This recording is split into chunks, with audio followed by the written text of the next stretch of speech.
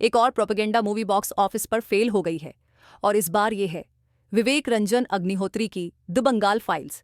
दोस्तों, हम यहाँ पर कुछ बेहद शर्मनाक देख रहे हैं।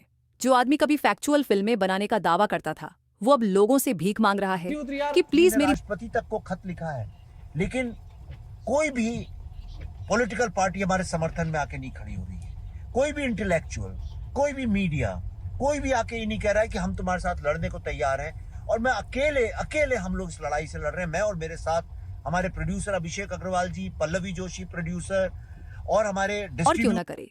द बंगाल फाइल्स ने पहले हफ्ते में सिर्फ 10 करोड़ कमाए हैं और कलेक्शन रोजाना गिरता ही जा रहा है।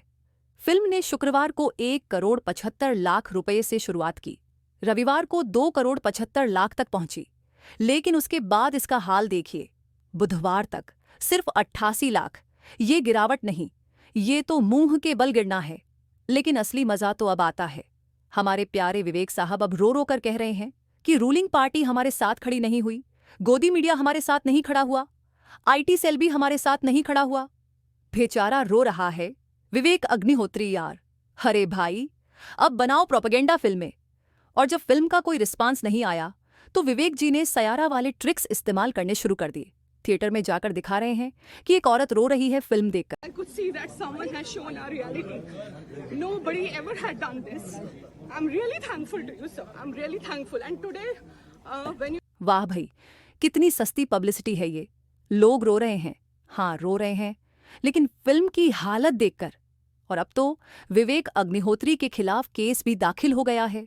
गोपाल पाठक के पोते ने केस किया है, यह कहते हुए कि उनके दादाजी, जो एक फ्रीडम फाइटर थे, को गलत तरीके से पोर्ट्रे किया गया है। ये कोई मुस्लिम तो है नहीं यहाँ पे, हिंदू फ्रीडम फाइटर के ही परिवार ने केस कर दिया है।